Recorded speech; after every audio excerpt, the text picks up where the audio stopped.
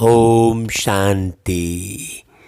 मीठे मीठे बाबा की रोज रोज मुरली जो भी सुनते हैं उनको बहुत लाभ होता है। देखिए, उनको शारीरिक स्वास्थ्य की प्राप्ति होगी, मन सदैव प्रसन्न रहेगा, बुद्धि में निर्णय लेने की क्षमता बढ़ जाएगी। और आपको एक बात बहुत गहरी बता रहा हूँ, हमारे अंदर शरीर में जितनी भी बीमारियाँ आती हैं वो सब आँख और कानों के द्वारा ही प्रवेश करती हैं। बाकी और कोई बीमारी होती नहीं शरीर में।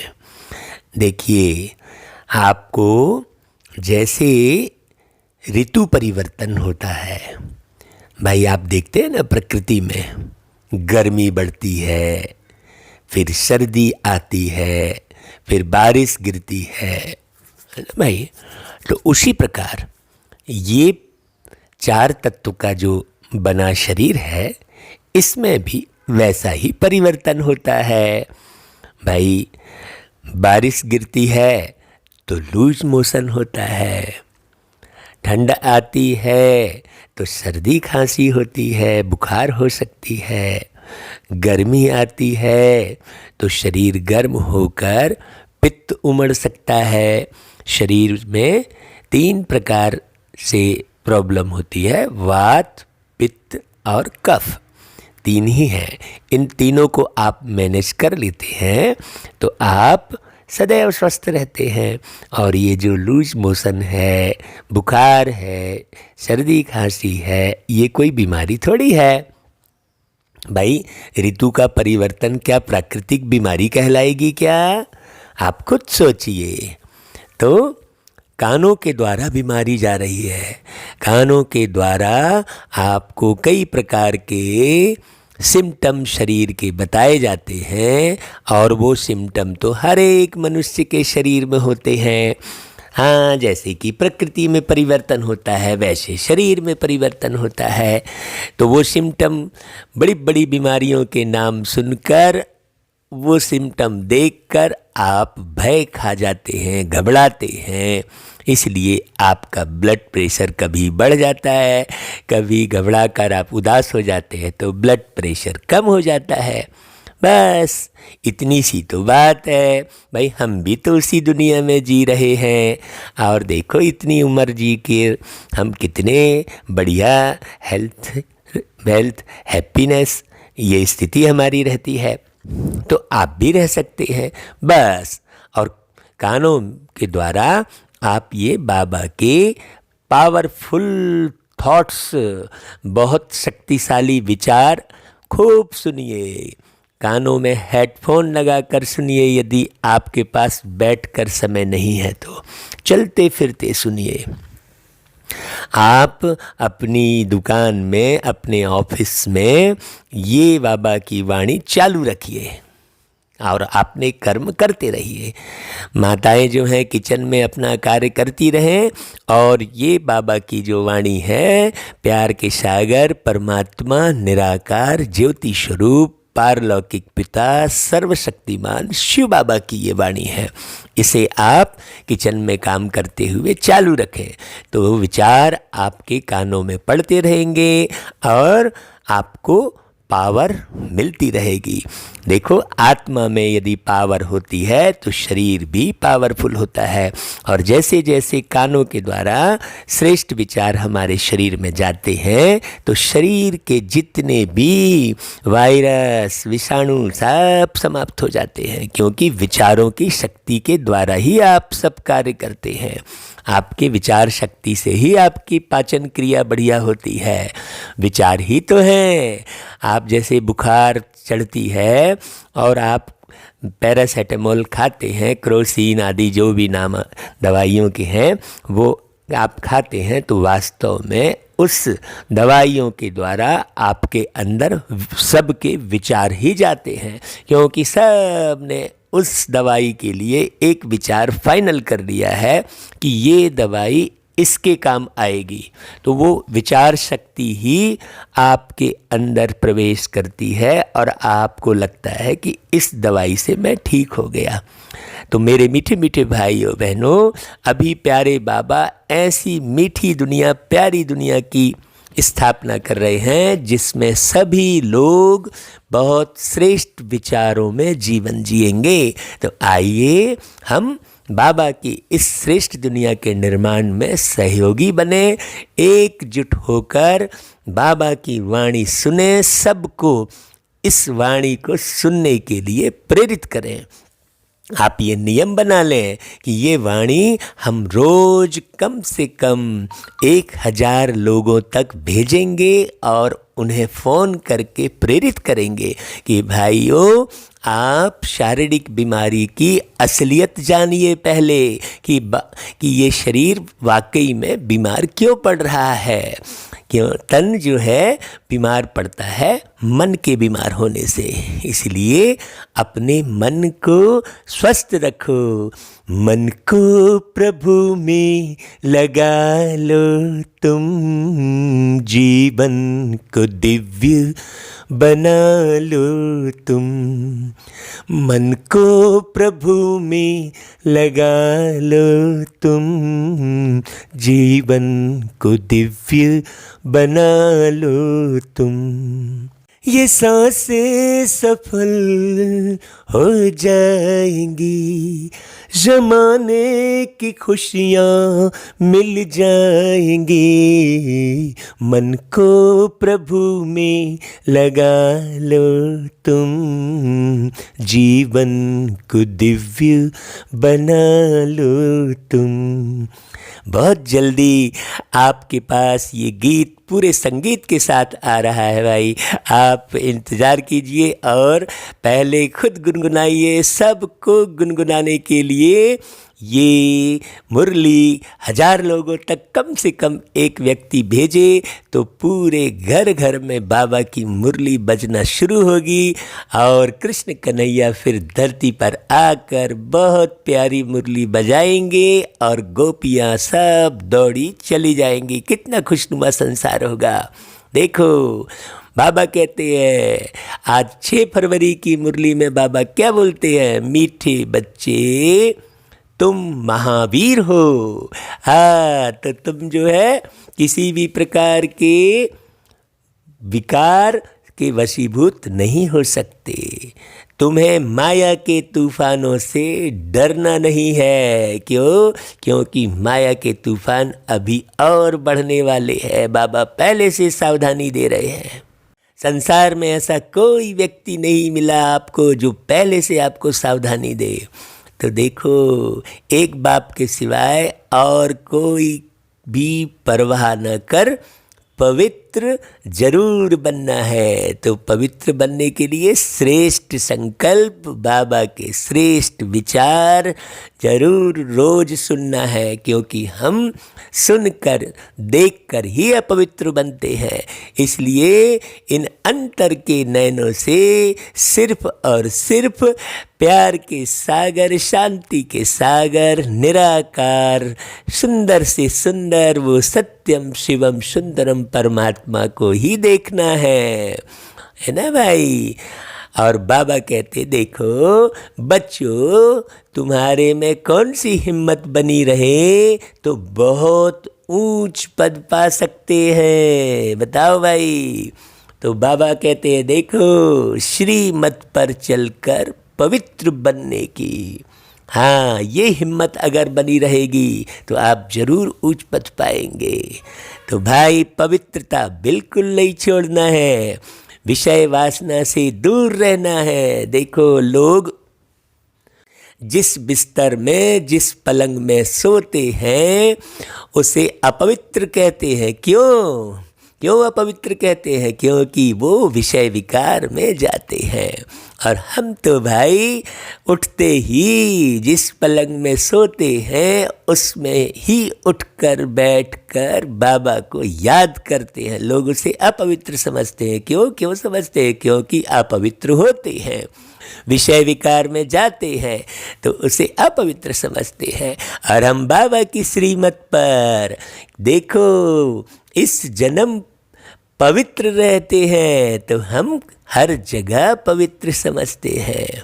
तो बाबा कहते हैं कि श्रीमत पर चलकर पवित्र बनने की मेहनत करो, भले कितने भी हंगामे हो, सितम सहन करने पड़े, लेकिन बाप ने जो पवित्र बनने की श्रेष्ठ मत दी है उस पर निरंतर चलते रहे। हाँ, नहीं तो भाई जैसे एक कन्या बाबा की वाणी सुन रही है, अब उसके माँ बाप उसको अपवित्र मार्ग के अपनाने के लिए पीछे पड़े हैं, शादी विवाह करने के लिए पीछे पड़े हैं, तो भाई आप सितम सहो लेकिन पवित्र रहो। हाँ, खूब उसने उस कन्या को माँ बाप सताते हैं, कहते हैं भाई तू जा भाई शादी कर ऐसा। और भाई आजकल की शादी तो विषय विकार वाली है। अभी ये कलयुग की शादी कोई पवित्र मार्ग अपनाने वाली थोड़ी है भाई। लक्ष्मी नारायण की तरह, राधे कृष्ण की तरह, सीताराम की तरह ऐसी शादी थोड़ी है अभी। इसलिए हे मेरी मीठी बहनों, बहुत सावधान रहना, सितम सह लो।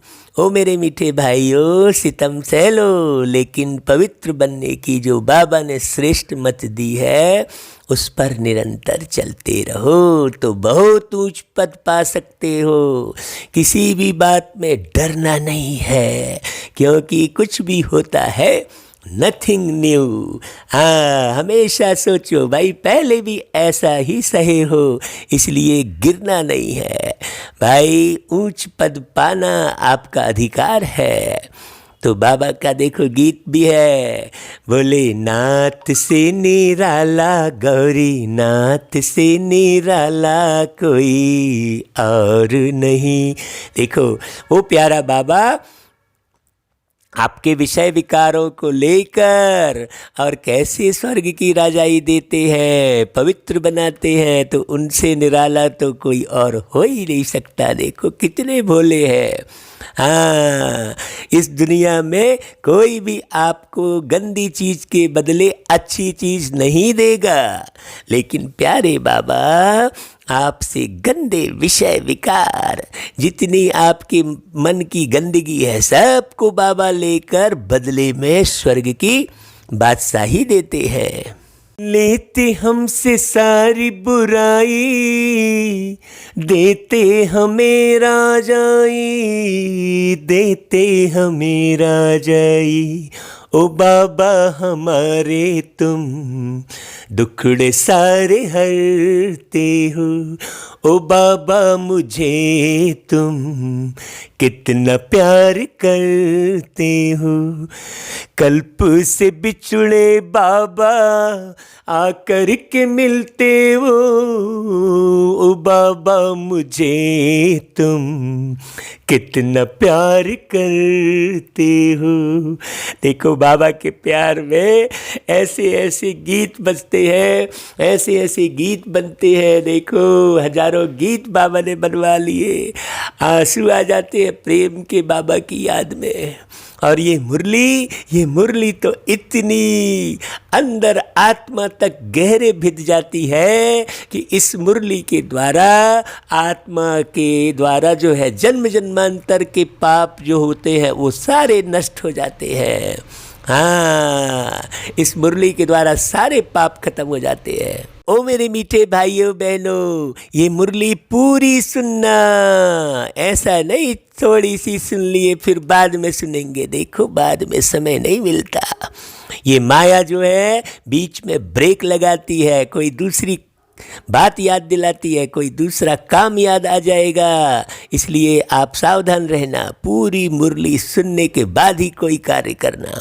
हाँ, कुछ भी हो जाए भाई लोगों से बोलो अभी हम बाबा के साथ मीटिंग कर रहे हैं, बाबा की मुरली सुन रहे हैं। बाबा की मुरली सुनना, बाबा के साथ मीटिंग करना है। इतनी बड़ी विश्व अथॉरिटी के साथ मीटिंग करोगे तो भाई लोगों से बोलोगे ना भाई अभी फ़ोन नहीं करना भाई, अभी हम बहुत ऊंची मीटिंग में बैठे हैं। हाँ, और अभी हम बहुत श्रेष्ठ निर्माण कार्य में लगे हुए हैं, इसलिए अभी हम आपको बात नहीं कर सकते, अभी हम कोई कार्य नहीं करेंगे। ऐसा दृढ़ निश्चय करके मुरली को सुनना है। ओम शांति। भोलेनाथ से निराला जो गीत सुना भाई, यह तो भक्ति मार्ग वालों का गीत है। ज्ञान मार्ग में तो गीत आदि की कोई ज़रूरत है ही नहीं। सोचो, आपको बाबा को याद करने के लिए कोई गीत की आवश्यकता है क्या? भाई हम तो बाबा की याद में जो है गीत हृदय से अपने आप निकल जाता है, बाकी गीतों की ज़रूरत थोड़ी है। आप अपने पिताजी को याद करोगे तो क्या पहले गीत बजाओगे फिर याद करोगे क्या? अपनी माता जी को याद करोगे, घर में माँ को याद करोगे तो गीत के द्वारा याद करोगे क्या? नहीं, बाबा कहता है ज्ञान मार्ग में गीत की ज़रूरत नहीं है। क्यों ज़रूरत नहीं है भाई? क्योंकि गाया हुआ है। बाप से हमें बेहद का वर्षा मिलता है। जो भक्ति मार्ग की रस्म रिवाज है वह इसमें नहीं आ सकती। बच्चे कविता आदि बनाते हैं वो औरों को सुनाने के लिए। हाँ भाई, हम भी गीत कविता जो बनाते हैं वो बाबा की सेवा के लिए बनाते हैं, ताकि लोग आकर्षित होकर बाबा के ज्ञान को सुने। क्योंकि सारे लोग गीत कविता में ही आनंद लेते हैं ना, क्योंकि उन विचारों का आनंद तो विषय विकारों ने छीन लिया है। इसीलिए वो आनंद और खुशी गीत कविता और दुनिया भर की सामग्री नृत्य आदि में ढूंढते रहते हैं। और हमको तो परम आनंद में रहने वाले परमात्मा शिव जी मिल गए हैं, तो फिर हमको तो कोई आवश्यकता पड़ती ही नहीं है भाई। बाबा कहते हैं भाई कि जो गीत बजता है उसका भी अर्थ जब तक तुम न समझाओ तब तक कोई समझ न सके। अब तुम बच्चों को बाप मिला है तो खुशी का कितना पारा चढ़ना चाहिए भाई आपको, है ना? सारे दुख तो बाबा की एक वाणी सुनने पर ही समाप्त हो जाते हैं। हम ये सच में बता रहे हैं आपको। आज से कई साल पहले जब हम माउंट आबू की धरती पर गए थे, ज्ञान सरोवर, तो बाबा की एक वाणी सुनकर ही हम ऐसे खुश हुए जो आज तक वो खुशी समाप्त ही नहीं होती है। बचपन के दिन भुला न देना कहते हैं ना, तो वो जो बाबा हमको अलौकिक जन्म में मिला, ज्ञान सरोवर में बाबा के कमरे में जब हम गए पहली बार, तो जो बाबा मिला और वो बचपन का दिन कभी भूलते नहीं। देखो, बाप ने तो 84 जन्मों के चक्र का नॉलेज भी सुनाया है। कौन सुनाएगा ऐसा? खुशी होनी चाहिए भाई। हम अभी स्वदर्शन चक्रधारी बने हैं। लोग तो विष्णु जी के हाथ में सुदर्शन चक्र दिखाते हैं और वो चक्रधारी तो हम बन गए हैं भाई। बाप से विष्णुपुरी का वर्षा ले रहे हैं। और देखो, सबसे पहले हम ज्ञान सरोवर के विष्णुपुरी में ही रुके थे भाई। बाबा की कमाल देखो, ड्रामा की कमाल। जब हम पहली बार कल्चरल विंग के प्रोग्राम में माउंट आबू गए थे, तो विष्णुपुरी में ही बाबा ने रुकवाया था, ज्ञान सरोवर के विष्णुपुरी में। हाँ, और वही विष्णुपुरी का वर्षा ले रहे हैं। उस समय तो नहीं मालूम था, अभी लगता है कि देखो कितनी कमाल। बाबा कहते हैं निश्चय बुद्धि ही विजयंती। जिसको निश्चय होता है वह सतयुग में तो जाएंगे ही। तो बच्चों को सदैव खुशी रहनी चाहिए भाई। फॉलो फादर करेंगे तो जैसे ब्रह्मा बाबा इतनी बड़ी उम्र तक स्वस्थ रहे, मस्त रहे, खुश रहे, आबाद रहे, वैसे ही फॉलो फादर। हाँ, बच्चे जानते हैं निराकार शिव बाबा ने जब से इसमें प्रवेश किया है तो बड़े हंगामे हुए। हाँ, अच्छे कार्य में बहुत हंगामे होते हैं। हम तो भागवत कथा जब करने जाते हैं, पूरे देश भर में बाबा की सेवा अर्थ ज्ञान को क्लियर करने के लिए भागवत कथा की कहानियाँ लोगों को सुनाकर उसका अर्थ समझाते हैं, तो बहुत हंगामे होते हैं, हमको मालूम है। अच्छे कार्य में बहुत हंगामे, हाँ भाई तुमने परमिशन ली, तुमने ऐसा किया, ऐसे कई लोग अड़ंगे लगाने आते हैं। क्यों? क्योंकि हम पवित्र मार्ग सिखाते हैं ना, तो पवित्रता पर बड़े झगड़े चले जब बाबा ने प्रवेश किया, क्योंकि एवर प्योर बाबा धरती पर आया तो किसी को रास नहीं आया। बच्चे बड़े होते हैं, कहेंगे जल्दी शादी करो, शादी बगैर काम कैसे चलेगा। भल मनुष्य गीता पढ़ते हैं परंतु उससे समझते कुछ नहीं है। गीता में लिखा ही हुआ है काम महाशत्रु है, लेकिन कहाँ समझते हैं भाई कुछ। सबसे जास्ती बाबा को अभ्यास था, एक दिन भी गीता पढ़ना मिस नहीं करते थे प्यारे ब्रह्मा बाबा। जब मालूम पड़ा अरे गीता का भगवान तो शिव है, तो नशा चढ़ गया। अरे वाह, हम तो विश्व के मालिक बनते हैं, यह तो शिव भगवान हुआ है। फिर पवित्रता का भी बड़ा हंगामा हुआ। इसमें बहादुरी चाहिए ना। तो ओ मेरे मीठे भाइयों बहनों, तुम तो हो ही महावीर महावीरनी, कल्प पहले भी ऐसे ही जीत हासिल किए थे ना। तो अभी का है भाई, अभी क्यों हम परेशान होंगे। सिवाय एक के और कोई की परवाह नहीं करना, चाहे कुछ भी हो जाए। हाँ, बाबा कहता है देखो, पुरुष है रचता, रचता खुद पावन बनता है तो रचना को भी पावन बनाता है। बस इस बात पर ही बहुतों का झगड़ा चला। बड़े बड़े घरों से निकल आए, कोई की परवाह नहीं की। जिनकी तकदीर में नहीं है तो समझे भी कैसे। हाँ, जो तदबीर नहीं लगाएंगे तो तकदीर कैसे बनेगी। भाई तकदीर बनाने की विधि तो प्यारे बाबा ही सिखाते हैं। कौन सी विधि? भाई पवित्र रहना। तो बाबा कहते हैं भाई पवित्र रहना है तो रहो, नहीं तो जाकर अपना प्रबंध करो। इतनी हिम्मत चाहिए ना। हाँ, जो कोई साथ मत दे भाई, हम अपना भी आपको अनुभव सुनाते हैं खुद का। बिल्कुल बाबा और मैं बस दो ही रह गए हैं हम, और दोनों में तो बहुत आनंद है। क्यों? बाबा ही सारा संसार है। पूरे संसार के दर्शन तो बाबा घर बैठे कराते हैं। तो बाबा से अच्छा तो कोई है ही नहीं। तो कोई रहे चाहे मत रहे हमारे साथ, हम तो भाई पवित्र रहकर बाबा की केवल मुरली सुनते हैं, सुनाते हैं, बाबा की ही सेवा करते हैं। चाहे भागवत कथा करें हम, चाहे राम कथा करें, उसके पीछे तो बाबा का ही ज्ञान समाया हुआ है। कोई मानते नहीं है भाई, रूप बदल कर सेवा करो बाबा कहते हैं, लोगों को पता ही ना लगे। हाँ, जैसे कोई बच्चा दवाई नहीं खाता तो किसी मिठाई में दवाई डाल के खिला देते हैं। क्योंकि बाबा की जो ये दवाई है ना, थोड़ी कड़वी है। क्योंकि पवित्र रहना किसी के मासी के घर की बात नहीं है। बहुत हिम्मत चाहिए ना, इतनी हिम्मत चाहिए।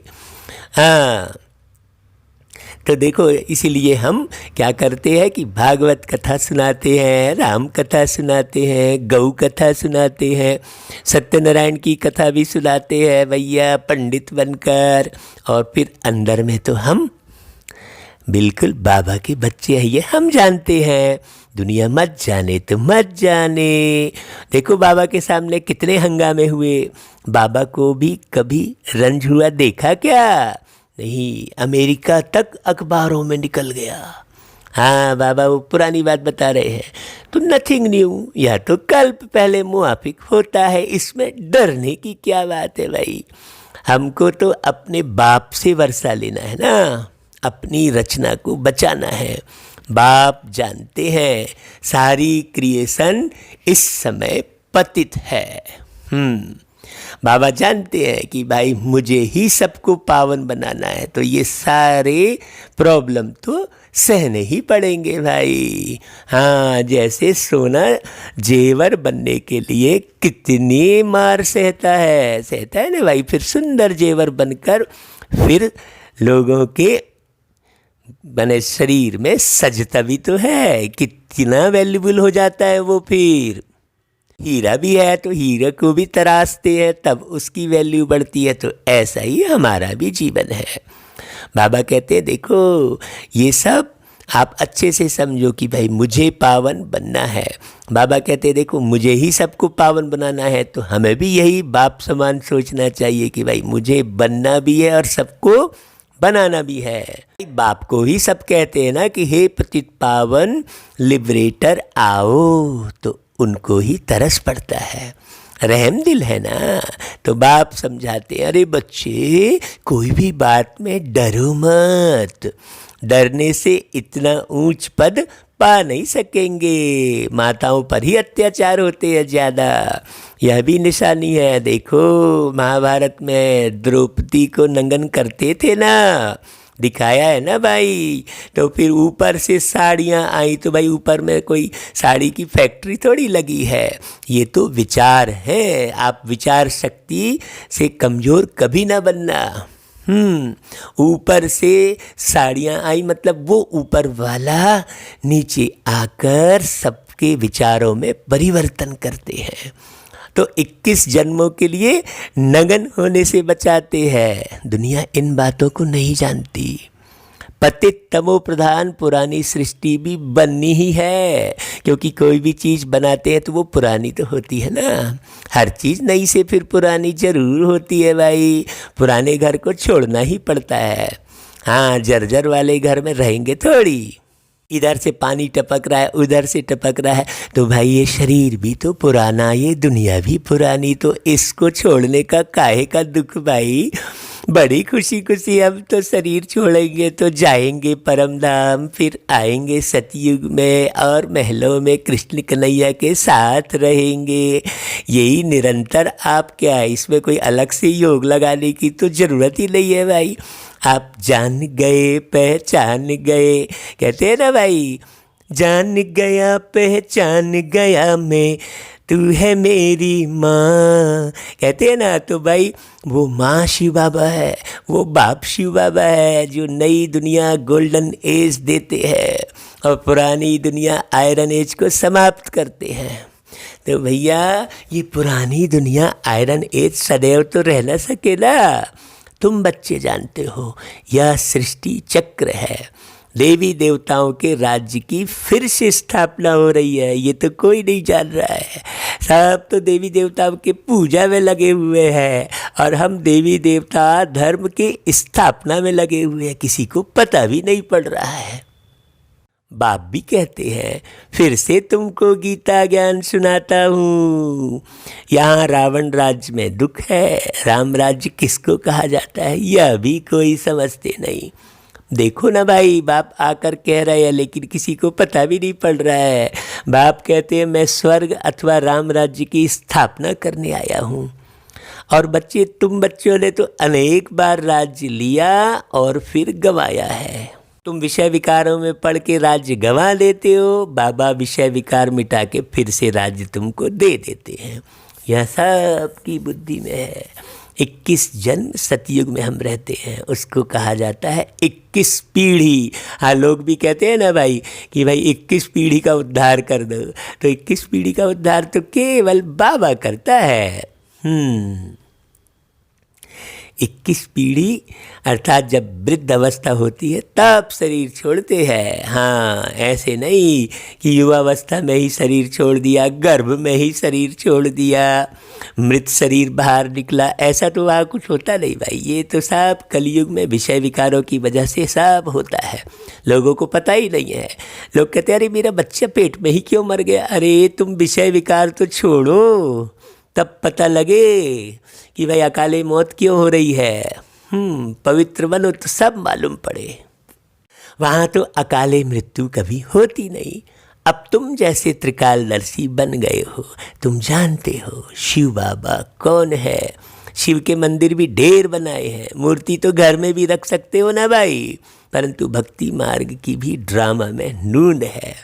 हाँ, बुद्धि ही ऐसे हो जाती है। अब बाबा जब बुद्धि देता है तब बुद्धि से काम लेते हैं। कृष्ण की अथवा शिव की मूर्ति घर में भी रख सकते हैं, चीज़ तो एक ही है, फिर इतना दूर दूर क्यों जाते हैं। क्या इनके पास जाने से कृष्णपुरी का वर्षा मिलेगा। अभी तुम जानते हो जन्म जन्मांतर हम भक्ति करते आए हैं। रावण राज्य का भी देखो भपका कितना है। यह है पिछाड़ी का भभका। हाँ, जब दिए में तेल खत्म होता है ना तो ज़्यादा भभकता है। हाँ, वैसे ही अभी पूरी दुनिया का हाल है।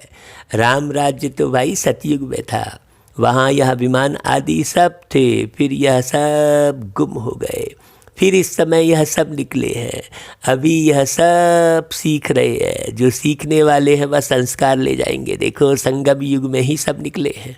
सतयुग में विमान तो चाहिए ना, बहुत सुख वाली दुनिया है। तो इसलिए जब बाबा धरती पर आया 1936 में ब्रह्मा बाबा के तन में, उसके बाद से ही सारे आविष्कार होना शुरू हुए। भाई आप गौर करो जरा, नहीं तो बिजली भी नहीं थी। हाँ, तो बाबा कहते हैं अभी सीख रहे हैं सारा अच्छे से अच्छा बनाना। हाँ, अभी तो ऐसा बनाते हैं विमान जो क्रैश हो जाता है, अभी धीरे धीरे धीरे धीरे सुधार कर रहे हैं हर एक चीज़ में। क्यों? क्योंकि वहाँ आकर फिर विमान बनाएंगे। यह भविष्य में तुमको सुख दान देने वाली चीज़ है। यह साइंस फिर तुमको काम आएगी। ऐसा नहीं है कि ये साइंस जो है सतयुग में नहीं रहेगा। सतयुग के लिए ही तो साइंस आया है संगम युग में। अब भाई ऐसा है कि जो है कि बहती गंगा में तो हाथ सब धो लेते हैं ना, तो बस वैसा ही है। तो इसीलिए साइंस का सुधार अभी चल रहा है। ये बड़ी गूढ़ बात देखो केवल बाबा बता सकते हैं और कोई नहीं। हाँ, है ना भाई। अभी तो साइंस दुख के लिए है, फिर वहाँ सुख के लिए होगी, रिफाइन होती चली जाएगी ना भाई हर एक चीज़।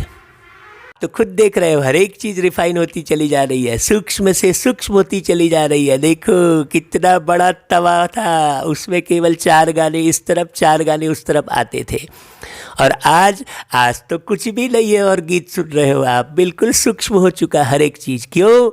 क्योंकि हम आत्मा ही अति सूक्ष्म है, तो साइंस भी सूक्ष्म होता जा रहा है। हमारे सुख के लिए ये साइंस रिफाइन हो जाएगा। हाँ, अभी स्थापना हो रही है ना, ये सारे देखो ये सिम्टम को समझो अच्छे से। बाप नई दुनिया के लिए राजधानी स्थापन करते हैं, तो तुम बच्चों को महावीर बनना है। देखो एक ही गुहिराज बताया, विषय विकार छोड़ो, राम से नाता जोड़ो। निराकार राम, वो धनुषधारी राम नहीं। मूर्ति याद मत आए, परम धाम याद आए। दुनिया में यह थोड़े ही कोई जानते हैं कि भगवान आया हुआ है। आप यूं ही लिखकर पर्चे बंटवाओगे तो समझ में नहीं आएगा लोगों को, भगवान आ गए भगवान आ गए। नहीं, आपको भगवान के गुण धारण करने पड़ेंगे पूरे के पूरे। हाँ, जैसा बाप वैसा हम बच्चे बनेंगे। केवल पर्चे छपवाने से काम नहीं चलेगा। ये बात बहुत गौर से समझिएगा मीठे भाइयों बहनों। बाप कहते हैं गृहस्थ व्यवहार में रहते कमल फूल समान पवित्र रहो, तब फिर जो है बाबा की प्रत्यक्षता होगी। इसमें डरने की बात नहीं। भाई करके गाली देंगे, अरे गाली तो इनको भी बहुत मिली है, आपको भी गाली मिल गई तो क्या हुआ, और कृष्ण ने भी तो गाली खाई, ऐसा दिखाते हैं ना। अब भाई कृष्ण तो गाली खा ना सके ना, गाली तो कलयुग में खाते हैं। वही कृष्ण जो सतयुग में कृष्ण थे, वो आत्मा, वो अभी संगम युग में वही आत्मा गाली खाती है, तो उन्होंने कृष्ण को गाली खाते दिखा दिया। आत्मा तो वही है ना भाई, इसलिए उन्होंने कृष्ण को गाली खाई, ऐसा दिखाते हैं। लेकिन ये नहीं मालूम कि वो कृष्ण जो थे वो आत्मा ने गाली कब खाई। भाई गाली तो कलयुग में खाते हैं। तुम्हारा रूप जो अभी है, फिर कल्प के बाद फिर इस समय ऐसा ही रूप होगा। बीच में तो कभी ऐसा रूप हो ना सके आपका। हाँ, जन्म बाई जन्म फीचर्स और टीचर्स सब बदलते जाते हैं। यह ड्रामा बना हुआ है बड़ा एक्यूरेट, बिल्कुल परफेक्ट ड्रामा। हम करनाल गए थे तो एक विजय भाई हैं, बहुत अच्छे प्यारे मीठे भाई, बाबा में मरे मिटे। वो हमेशा ये बोले, देखो भाई, हाँ देखो ना भाई जी, ये ड्रामा बड़ा वंडरफुल है, ऐसा बोलते हर बात में। देखो भाई जी, ये ड्रामा बड़ा वंडरफुल है। तो ड्रामा की खुशी में भी रहना चाहिए भाई। हाँ, हम तो अलग से कोई पिक्चर देखते ही नहीं है, देखने की ज़रूरत ही नहीं है। ये सारी दुनिया तो पिक्चर की सब मौफिक चल ही रही है ना भाई। आप देखो ना, कोई कैसा कर रहा है, कोई कैसा कर रहा है, तो आनंद लेते रहो। हर एक बात में। हम तो ट्रेन में सफ़र करते हैं तो खूब बड़ी बड़ी पिक्चर देखते हैं, सारा देखो दुनिया ही पिक्चर है। ट्रेन की खिड़की से बाहर देखो तो पिक्चर, अंदर देखो तो पिक्चर। हाँ, तो बाबा कहते हैं भाई अब तुम जानते हो यही फीचर्स बदल दूसरे जन्म में लक्ष्मी नारायण के फीचर्स हो जाएंगे। भाई हम तो घर के बाहर एंट्री में ही लक्ष्मी नारायण की बड़ी तस्वीर लगा के रखे है, फिर अंदर के गेट में भी रखे, फिर फ्रिज में भी लगा के रखे है। क्यों? नशा है ना भाई, हम ऐसे ही लक्ष्मी नारायण बनने वाले हैं, बाबा हमको बना रहा है। तो बाबा कहता है देखो तुम्हारी बुद्धि का ताला अब खुला हुआ है। यह है नई बात, बाबा भी नया, बातें भी नई। यह बातें किसकी समझ में जल्दी नहीं आती है। क्यों नहीं आती है भाई? क्योंकि विषय विकार में हिरे हुए हैं, तो कहाँ से आएगी भाई? हाँ, जो पवित्र रहेगा वो पूरी मुरली सुनेगा, और जो अपवित्र होगा बार बार काम की तरफ बुद्धि जाएगी तो वो पूरी मुरली नहीं सुनेगा। वो बोलेगा चलो ठीक है इतना सुन लिया, रोज़ तो सुन रहे हैं। ऐसे विचार आ जाएंगे, अरे भाई रोज़ तो आप वही पानी पी रहे हो, क्या कभी बंद कर देते हो क्या? रोज़ तो वही हवा ले रहे हो, काहे ले रहे हो भाई? हाँ, शरीर के लिए सांस ले रहे हो, और आत्मा के लिए जो मुरली सांस है उसे नहीं लोगे तो भाई हाँ क्या हालत होगी। देखो कितनों की हालत कितनी खराब हो गई। बाबा कहता है खून से पत्र लिखने वाले भी नहीं रहे। क्यों? क्योंकि सांस बिना तो जीवन ही नहीं है। तो मुरली है सांस, इसे आपको पूरा लगातार सुनना है। तो बाबा कहता है जल्दी समझ में नहीं आती, जब तकदीर में हो तब कुछ समझे। बाकी महावीर उनको कहा जाता है जो कितने भी तूफान आए हिले नहीं। हाँ भाई देखो, बाबा की याद में रहने से कितना बड़ा वंडरफुल कार्य होता है। हम जो है गए थे पाकिस्तान बॉर्डर पर अनूपगढ़ भागवत कथा करने, तो वहाँ पर एक भाई आया, खूब बीच सभा में चिल्लाने लगा वो भाई, और माताओं को भी भपकाने लगा, जाओ भाई अब तुम दोबारा नहीं आना, बिल्कुल ऐसा करके उन्हें भी डराने धमकाने लगा। हम तो बाबा को याद करते मंच पर बैठे रहे, और फिर कथा पूरी करने के बाद उतरे, फिर उस भाई को बुलाया, तो उस भाई को रूहानी दृष्टि, बाबा की प्यार भरी दृष्टि डाली, तो वो भाई पूरे हफ्ते बिल्कुल नज़र ही नहीं आया। नहीं तो जबकि कह रहा था कल आऊँगा तो सबको भगाऊँगा। ऐसा बाबा कमाल करता है। तो कितने भी तूफान आएंगे हिलेंगे नहीं। हाँ, बाबा की सेवा रुकनी नहीं है, तूफान भले आए। तो बाबा कहते हैं कि भाई देखो कि महावीर उनको कहा जाता है जो कितने भी तूफान आए हिले नहीं। अब वह अवस्था हो ना सके है कि भाई हम हिल जाएं, ऐसी अवस्था नहीं होगी। महावीर कोई तूफान से डरेंगे नहीं। हाँ, वैसी अवस्था होनी है ज़रूर। वह अवस्था पिछाड़ी में होनी है, इसलिए गाया हुआ है अतेंद्री सुख पूछना है तो गोप गोपियों से पूछो। भाई गोप गोपियाँ कौन?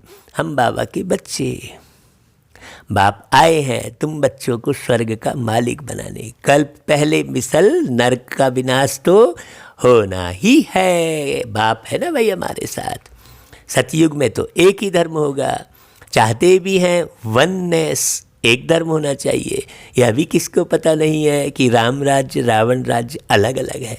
अभी देखो हाँ कैसे राम राम कर रहे हैं, जय श्री राम, पूरे देश में राम का नारा लग रहा है, लेकिन राम कौन है? और आकर कैसे चुपचाप बढ़िया स्वर्ग बना रहे, वो तो मंदिर बना रहे। और बाबा स्वयं राम, बाबा निराकार राम आकर पूरी दुनिया को मंदिर बना रहे हैं। ये किसी को नहीं मालूम है। जिसमें देवी देवता रहेंगे ये किसी को नहीं मालूम है। सोचो, ये हमको खूब भेजना है। देखो वो लोग ये सब भेजने में बिल्कुल कोताही नहीं बरत रहे हैं, खूब भेज रहे हैं वीडियो इधर उधर के। तो हम क्यों ना भेजें भाई? हाँ भाई, रावण की दुनिया के लोग जब इतनी मेहनत कर रहे हैं तो राम की दुनिया के लोग क्यों ना करें मेहनत? आप भेजो, बिल्कुल मत हारो, सारे ग्रुप में भेजो, पूरे सोशल मीडिया में भेजो, एकदम लगातार बाबा की वाणी को। अब बाप में पूरा निश्चय है तो श्रीमत पर चलना पड़े, हर एक की नब्ज देखी जाती है, उस अनुसार फिर राय भी दी जाती है। बाबा ने भी बच्चे को कहा अगर शादी करनी हो तो जाओ करो। हाँ, अब तुम मानोगे ही नहीं, बहुत मित्र संबंधी आदि बैठे हैं, उनको शादी करा देंगे। फिर कोई ना कोई निकल पड़ा तो हर एक की नब्ज देखी जाती है, भाई किसी के पीछे थोड़ी पड़ेंगे। पूछते हैं बाबा यह हालत है, हम पवित्र रहना चाहते हैं, हमारे संबंधी हमको घर से निकालते हैं, अब क्या करना है। अरे यह भी पूछते हो, हिम्मत तो रखना चाहिए, लेकिन भाई पूछने की तो बात ही नहीं है। पवित्र रहना है, अगर नहीं रह सकते हो तो जाओ, जाकर शादी करो। भाई अच्छा समझो किसकी सगाई हुई है, राजी करना है, हर्जा नहीं। हथियाला जब बांधते हैं तो उस समय कहते हैं यह पति तुम्हारा गुरु है, अच्छा तुम उनसे लिखवा लो, तुम मानती हो मैं तुम्हारा गुरु ईश्वर हूँ, लिखो। अच्छा अब मैं हुक्म देता हूँ पवित्र रहना है, हिम्मत चाहिए ना भाई। मंजिल बहुत भारी है। हाँ, कोई भी भाई पुरुष वर्ग जो है उनके माता पिता उसके पीछे पड़ते हैं तो भाई आप ऐसा कर लो। बाबा तो बहुत अच्छे उपाय बता रहे हैं, प्राप्ति बहुत ज़बरदस्त है। काम की आग तब लगती है जब प्राप्ति का पता नहीं है। हाँ भाई, हमें मालूम पड़ा कि भाई हम पवित्र रहने से पवित्र दुनिया के मालिक बनेंगे, तो फिर यहाँ पवित्र क्यों नहीं रहे। बाप कहते इतनी बड़ी प्राप्ति होती है तो अगर एक जन्म पवित्र रहे तो क्या बड़ी बात है भाई। हाँ, हम तुम्हारे पति ईश्वर है, हमारी आज्ञा पर पवित्र रहना पड़ेगा। बाबा युक्तियाँ बता देते हैं। भारत में यह कायदा है, स्त्री को कहते हैं तुम्हारा पति ईश्वर है, तो उनकी आज्ञा में रहना है, पति का पांव दबाना है, क्योंकि समझते हैं ना लक्ष्मी ने भी नारायण के पांव दबाए थे। यह आदत कहाँ से निकली, भक्ति मार्ग के चित्रों से। अब कोई नारायण कोई थकते थोड़ी है जो उनके पांव दबाने पड़ेंगे, भाई नारायण तो विश्व महाराजा है। ये सब भक्ति मार्ग के चित्र में बताए हैं। यहाँ पति जो है थकता है, कमज़ोर हो जाता है, क्यों? क्योंकि विषय विकार सब मनुष्य आत्माओं को शरीर सहित कमज़ोर कर देते हैं। भाई बाबा कहते हैं नारायण तो पवित्र है, हाँ वो काहे को कमज़ोर होंगे जो उनके पांव दर्द होंगे। सतयुग में तो ऐसी बात होती नहीं, कुछ का कुछ चित्र बनवा दिए हैं। नारायण कभी कोई थकता है क्या जो लक्ष्मी पांव दबाएगी, थकावट की तो बात ही ना हो सके। भाई नारायण के पांव दबा रही है लक्ष्मी, ये तो दुख की बात हो जाती है ना। भाई वहाँ तो दुख दर्द कहाँ से आया। तब बाबा ने फोटो से लक्ष्मी का चित्र ही उड़ा दिया। नशा तो चढ़ता है ना, छोटेपन से ही वैराग्य रहता था, इसलिए भक्ति बहुत करते थे। बाबा अपना अनुभव सुना रहे हैं तो बाबा युक्ति बहुत बताते हैं। तुम जानते हो हम एक बाप के बच्चे हैं तो आपस में भाई बहन हो गए, डाडे से वर्षा लेते हैं, बाप को बुलाते ही है पतित दुनिया में, हे पतित पावन सभी सीताओं के राम। कहते हैं बाप को कहा जाता है ट्रुथ, हाँ सचखंड स्थापन करने वाला, वही सारी सृष्टि के आदि मध्य अंत का सत्य ज्ञान तुमको देते हैं। तुम आत्मा अभी ज्ञान सागर बन रही है। हाँ, तुम आत्मा अभी ज्ञान सागर बन रहे हो ना भाई। मीठे बच्चों को हिम्मत रखनी चाहिए भाई, हमको बाबा की श्रीमत पर चलना है, ऐसी हिम्मत रखो। बेहद का बाप बेहद की रचना को स्वर्ग का मालिक बनाते हैं, तो पुरुषार्थ कर पूरा वर्षा लेना है, वारी जाना है। तुम उनको अपना वारिस बनाएंगे तो वो तुमको 21 जन्मों के लिए वर्षा देंगे। कर लो कमाई 21 जन्मों की, आया है बाबा लुटाने। 5 खोटे सिक्के देकर खरीदो, 5 खोटे सिक्के देकर खरीदो, बाबा के पास है खजाने। कर लो कमाई 21 जन्म की, आया है बाबा लुटाने। देखो ऐसे गीत बाबा ने बनवाए। ये गीत पूरा सुनना, आपको इसी हमारे YouTube पर आपको सुनने मिल सकता है। नहीं है यदि आपके पास तो हम आपको भेजेंगे भाई सारे गीत, आप सुनना। गीत सुनकर नशा चढ़ा लेना भाई, गीत सुनकर ज्ञान समझ लेना, क्योंकि ये सारे गीत ज्ञान युक्त हैं। वैसे भक्ति मार्ग वाले गीत नहीं है, वैसे गीत बनाने मना करते बाबा। तो बाबा देखो बच्चों के ऊपर भारी जाते हैं।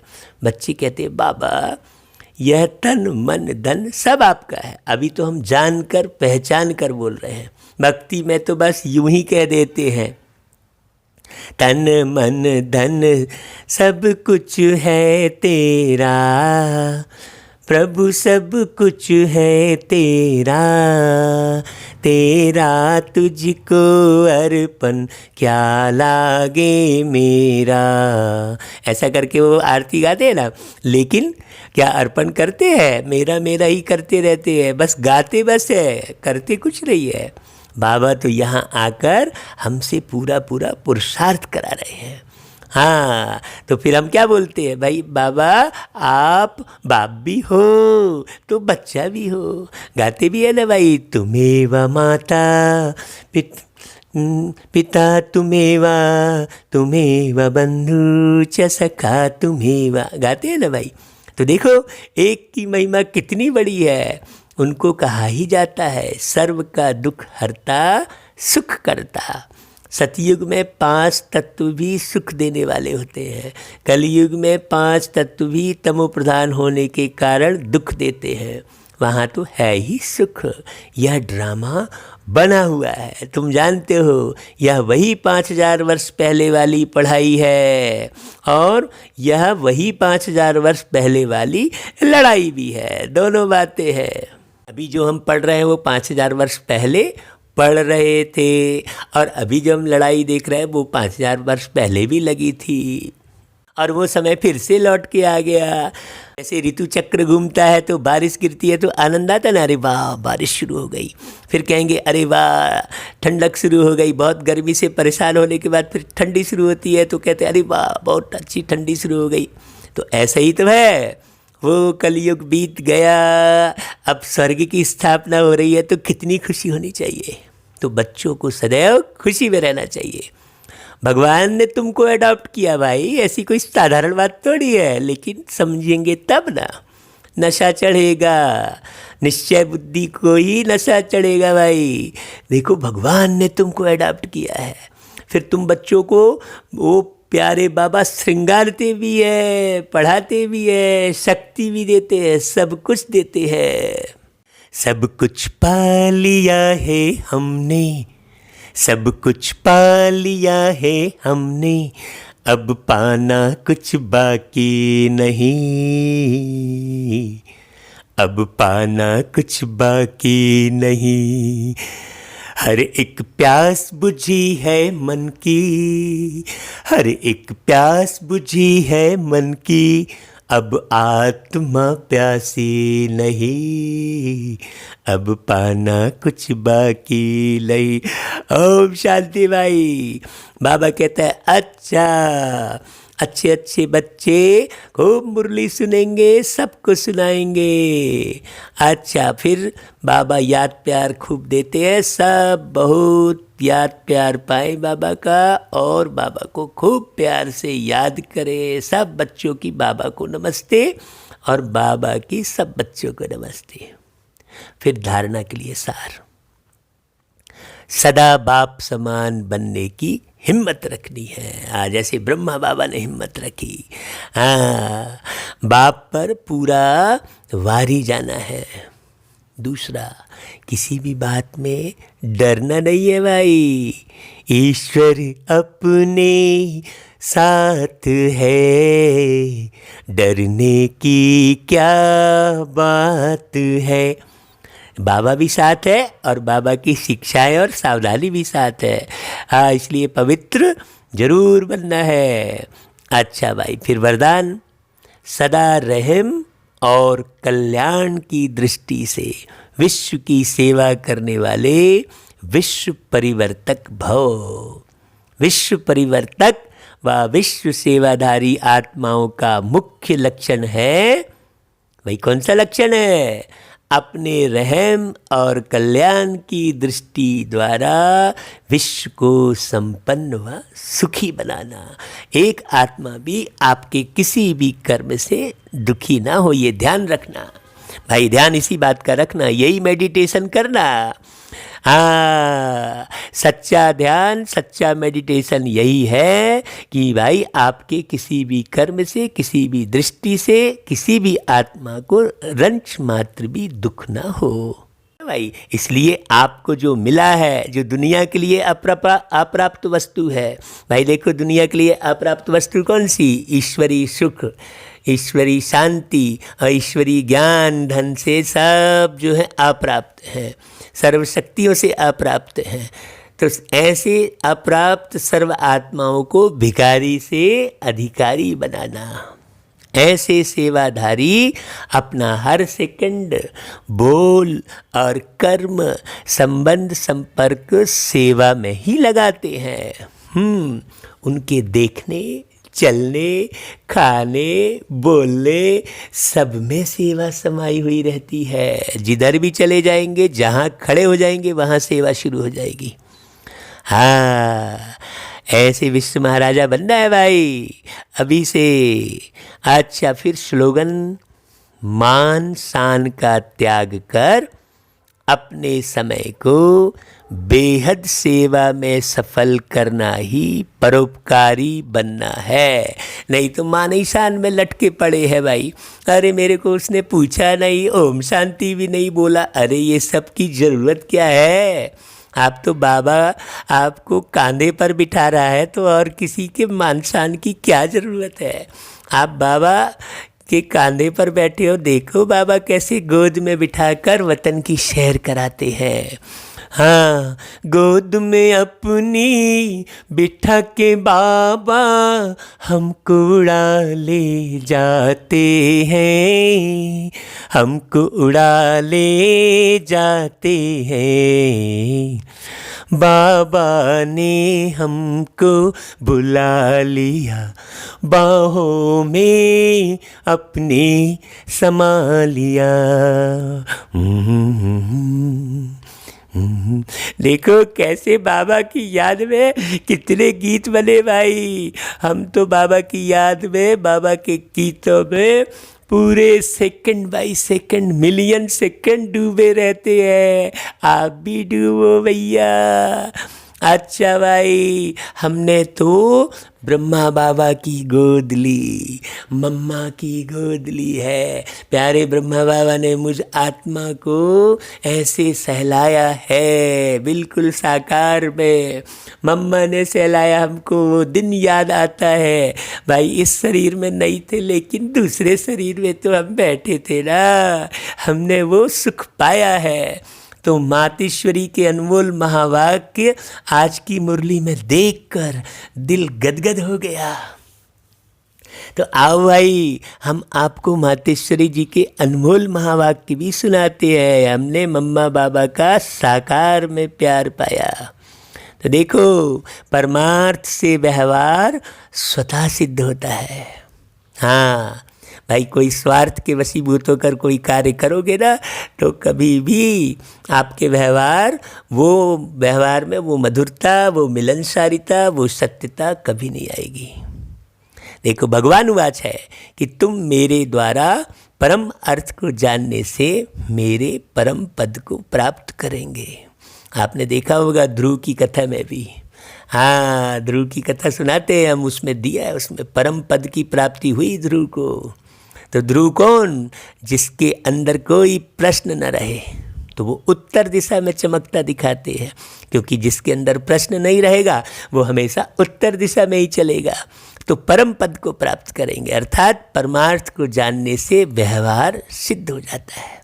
देखो, देवताओं के आगे प्रकृति तो चरणों की दासी होकर रहती है। यह 5 तत्व सुख स्वरूप बन मन इच्छित सेवा करते हैं। ऐसा हो जाता है। इस समय देखो, मन इच्छित सुख न मिलने के कारण मनुष्य को दुख अशांति प्राप्त होती ही रहती है। हाँ, अरे यार पानी इतना गिर रहा है, अरे इतनी गर्मी पड़ रही है, अरे इतनी ठंडी पड़ रही है। बताओ भाई, ठंडी पड़े तो खूब पड़ रही है, गर्मी हो रही तो खूब हो रही है, तो हर आत्मा परेशान होती है यहाँ। और जब हम स्वयं पर जीत हासिल कर लेते हैं तो प्रकृति जीत भी बन जाते हैं। हमारे हिसाब से ये शरीर चलता है, हमारे हिसाब से ये प्रकृति चलती है। भाई शरीर और बाहर जो प्रकृति देखते हैं दोनों तो एक ही है ना भाई।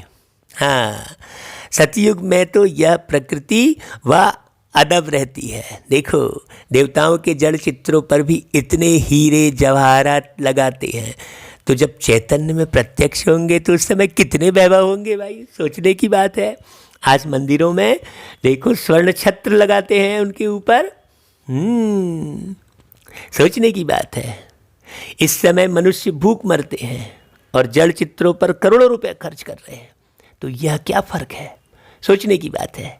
एक तरफ मनुष्य भूखों मर रहे हैं और दूसरी तरफ मूर्तियों में करोड़ों रुपयों का धन लगा रहे हैं, सोने के मंदिर बना रहे हैं, तो यह क्या फर्क है। जरूर उन्होंने ऐसे श्रेष्ठ कर्म किए हैं, तभी तो उन्होंने यादगार बने हुए हैं ना। उनका पूजन भी कितना होता है। वह निर्विकारी प्रवृत्ति में रहते भी कमल फूल समान अवस्था में थे, परंतु अब वो निर्विकारी प्रवृत्ति के बदले विकारी प्रवृत्ति में चले गए हैं, जिस कारण सभी परमार्थ को भूल व्यवहार के तरफ लग गए हैं। इसलिए रिजल्ट उल्टी जा रही है। तो मम्मा कहती है कि अब अपने को स्वयं परमात्मा आए, विकारी प्रवृत्ति से निकाल निर्विकारी प्रवृत्ति सिखाते हैं, जिससे अपनी जीवन सदा काल के लिए सुखी बनती है। इसलिए पहले चाहिए पुरुषार्थ, बाद में व्यवहार। परमार्थ में रहने से व्यवहार ऑटोमेटिकली सिद्ध हो जाता है। हाँ, तो सबसे बड़ा परमार्थ क्या है? भटके हुए राही को राह दिखाना, अंधों की लाठी बनना। तो कैसे भाई, सारे के सारे अज्ञान के अंधकार में सब अंधे हो गए हैं ना भाई। हाँ, तो हम सब बच्चों को लाइट हाउस बनकर ज्ञान के स्वरूप में रहकर ज्ञान का प्रकाश फैलाना है सब तरफ। तो ये मुरली आपको केवल अकेले नहीं सुनना है। कल एक भाई का फ़ोन आया, उन्होंने अपना अनुभव सुनाया कि भाई हम ये जो भावार्थ सहित मुरली सुन रहे थे, तो हमने क्या किया कि अपनी गाड़ी में भी इसे चालू कर दिया। तो जितने भी यात्री बैठ रहे थे मेरी गाड़ी में, वो अपने गंतव्य स्थान पहुंचने के बाद उतरना भूल गए। ये अनुभव सुनाया उस भाई ने। वो ये मुरली सुनकर बिल्कुल मगन हो गए गाड़ी में बैठे बैठे। तो बाबा की मुरली इतनी आकर्षित करने वाली है, क्यों नहीं आकर्षित करेगी भाई। सत्यम शिवम सुंदरम की सत्य मुरली है, यही सच्चा ज्ञान है। इसलिए मैं बार बार कहता हूँ कि मुरली, बाबा और मधुबन यही सत्य है, बाकी दुनिया में सब झूठा है। इसलिए झूठ में मत पड़ो, अब सत्य को धारण करो, रोज मुरली सुनो और हजारों को सुनाने के निमित्त बनो। इसलिए इस मुरली को खूब अच्छे से टॉपिक लिखकर इस लिंक को ज़्यादा से ज़्यादा शेयर करो। हर घर में ये बाबा की मुरली पहुंचानी है। जब कार में बैठकर लोग उतरना भूल जा रहे हैं, तो फिर घर में बैठकर मुरली सुनेंगे तो कितना नई दुनिया को भूलकर बाबा को याद करेंगे। सबको भूल कर एक बाबा को याद करो, सबको भूल कर एक बाबा को याद करो, अपना जीवन आबाद करो, अपना जीवन आबाद करो। सबको भूल कर एक बाबा को याद करो, सबको भूल कर। ये तन और ये धन साथ जाता नहीं है, ये तन और ये धन साथ जाता नहीं है। इस दुनिया में कोई साथ निभाता नहीं है। समय बड़ा है कीमती, समय बड़ा है कीमती, इसे ना बर्बाद करो। अपना जीवन आबाद करो। तो भाई मुरली सुनकर अपना जीवन आबाद करो और समय को बर्बाद न करो। सबको ये मुरली भेजो, एक एक को लिस्ट बना लो किसको किसको भेजना है, और भेजकर फ़ोन भी करो अगले को कि भाई इस मुरली को ज़रूर सुनना। ओम शांति, ओम शांति, ओम शांति।